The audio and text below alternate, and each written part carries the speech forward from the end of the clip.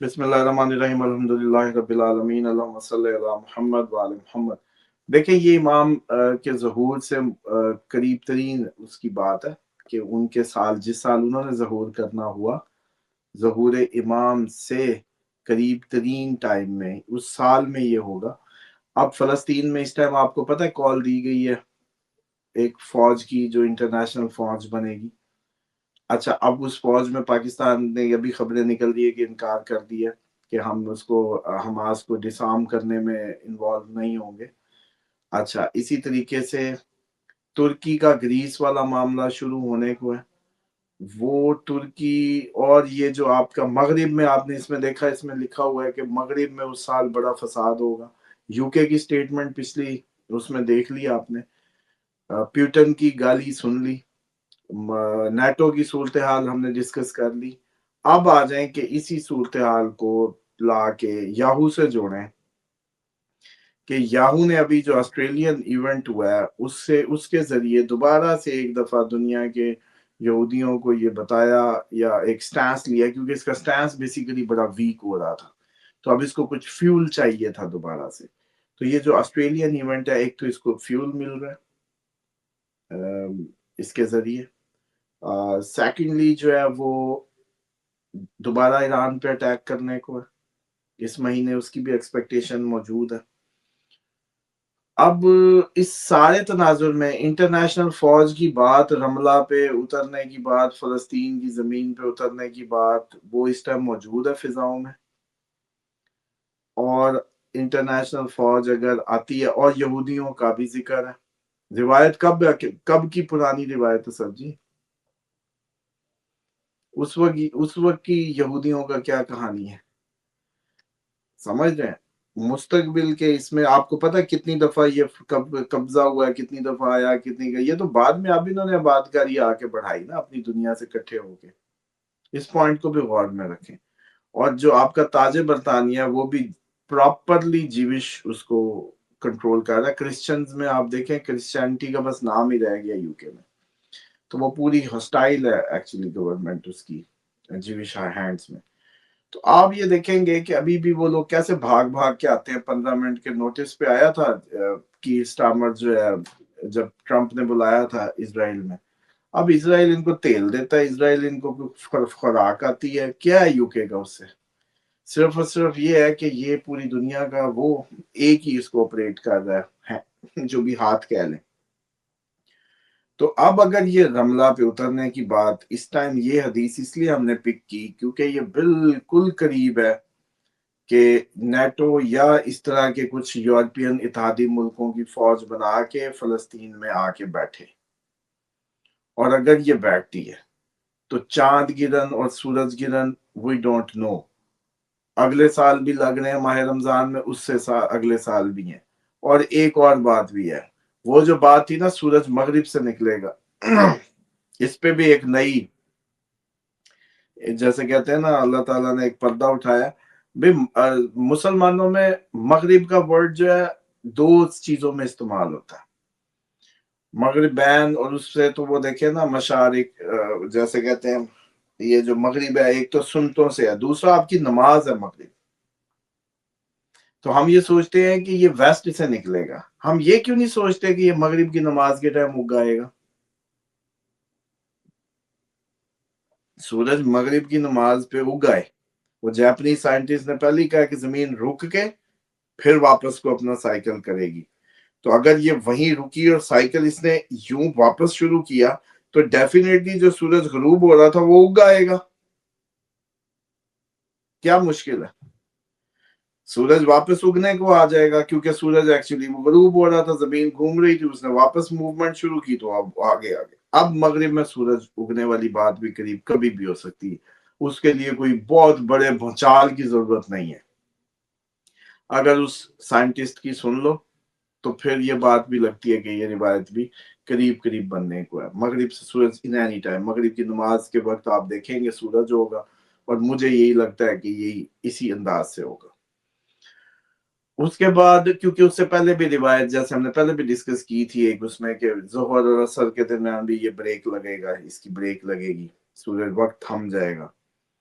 अच्छा, अब देखिए इमाम अलैहिस्सलाम के ज़हूर को करीब-करीब अगर देखना हो, तो पूरी दुनिया में इस वक़्त जंगें मौजूद हैं, सिरे बन चुके हैं। आपके ज़हूर की सबसे बड़ी अलामत ही ये थी कि उस वक़्त ज़हूर फरमाएँगे जब पूरी दुनिया में जंगें हो रही हैं और मज़हबी फ़साद भी दोबारा फैलने को है। ये अभी देखिएगा आप, जैसे ही ये सारे आपस में जंगें, मज़हब का नाम यूज़ होने लगेगा। बहुत जल्दी आप देखेंगे। मज़हब मज़हब हो रही होगी। इंसानियत और ये यूएनओ, मीएनओ ये सब खत्म होगा। दूसरा, दुनिया पूरी एक निज़ाम हुकूमत को समझ चुकी है। एक निज़ाम हुकूमत को, वन वर्ल्ड ऑर्डर की तैयारी इनकी प्रैक्टिस हो चुकी है, $1 के नीचे काम करके। तो इसका मतलब है कि अब निज़ाम तो है, निज़ाम की एग्जिस्टेंस भी है, सिस्टम की समझ भी है, बस बंदा तब्दील होना है। बंदा तब्दील होना है, मैकेनिज़्म तब्दील होना है बस। तो उसके सारे असबाब बनते चले जा रहे हैं। दूसरी बात ये है कि जो लोगों को मैं समझता हूँ कि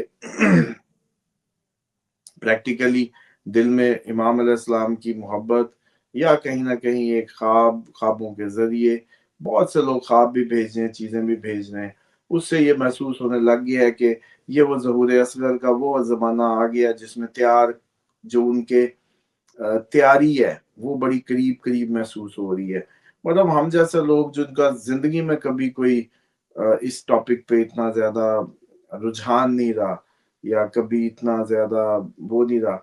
मैं अपने आप को महसूस करने लगा हूँ पिछले साल से कि हम प्रैक्टिकली बात कर रहे हैं कि तैयारी करो, एक्सरसाइज़ करो, ये बड़ा वज़ीफ़ा है। वरना तो यही है कि अल्लाहुम्मा सल्लि अला मुहम्मद व आले मुहम्मद वअज्जिल फ़रजहुम।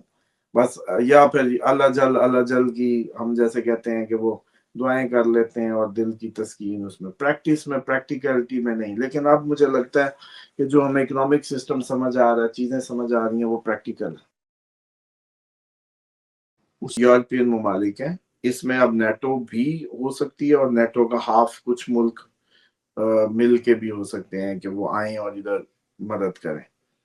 और डेफ़िनेटली ये मैंने आप अच्छा एक और बात याद करें, मैंने आपको एक दफ़ा कहा था ये एक जंग है। रशिया, यूरोप, इज़राइल और ये सारी आपके खिते की ये वन वॉर है। इसका एक शो शुरू होता है, दूसरा पॉज़ पे चला जाता है। एक एक्शन शुरू होता है, दूसरा पॉज़ पे। इन ऑन ऑफ ये एक ही सीक्वेंस जैसे बनाते चले जा रहे हैं और इसी में ही आपस में मिलना है।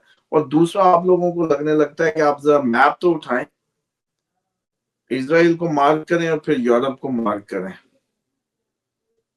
इज़राइल को मार्क करें, फिर यूरोप को मार्क करें। और फिर नक्शे को ज़रा उठाएँ और दोबारा से एक आँख देखें। फिर तुर्की से शाम जो तुर्की जो अब शाम में इन्वॉल्व होने लगा है, जोलानी को उतारने पे आ गए हैं ये लोग कि कमज़ोर है, कमज़ोर है। जोलानी का उतरने पे शाम दोबारा अनरेस्ट, तुर्की उसको बचाने के लिए अंदर घुसेगा।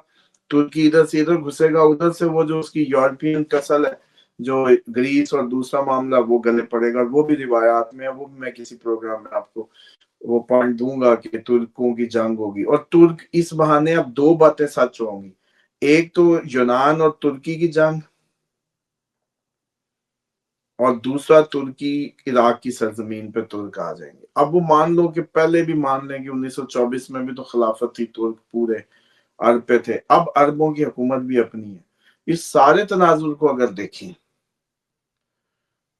और दुनिया सारे निज़ाम देख चुकी, सारे इन्होंने अपनी ज़िंदगियों के वो देख लिए, तो अब आपको क्या महसूस नहीं होता कि अब कहानी आखिर तो असल असल जो अल्लाह का नुमाइंदा है ज़मीन का, असल जो साहिब-उज़्ज़मान है, असल जो जिसकी हुकूमत है, जो अल्लाह की रस्सी है हमारे लिए ज़मीन पे, अल्लाह की हुज्जत है, उसकी हुकूमत क्यों ना आए? आपकी डेमोक्रेसी फेल, आपके कम्युनिज्म, नेशनलिज्म, जितनी भी कहानियां थी, सब तो कर लिया आप लोगों ने। अब आप देखें कि आप लोग इतने डेंजरस हो गए कि इतने तबाहकुन हथियार बना के बैठ गए हैं, हालांकि असूली तौर पे असला बनाना जुर्म होना चाहिए था पूरी दुनिया में। अब आप लोगों को शेर को मारना है, मतलब आप लोग शरह की गन्नों से शुरू हुए, फिर वो गट्टे वाली पे आए, आपने शेर को मारना था, फिर आपस में मारना शुरू। असल में एक इंसान की बस्ती को तो जंगली जानवरों से बचना था। یہ کدھر چلا گیا کہ یہ آپس میں مارنے کے لیے گنے گنے، اور پھر بگولے، پھر بارود، پھر وہ ساری اپنی اس کو بڑھاتا چلا گیا. اور آج انسان یہاں پہنچ گیا ہے کہ یہ ایک بٹن دبائے اور کروڑوں لوگوں کے ساتھ لے جائے. تو اس کا مطلب ہے کہ اب اس سے زیادہ آپ کو کیا آپ لوگ اہل ہیں اس زمین کے؟ آپ اس زمین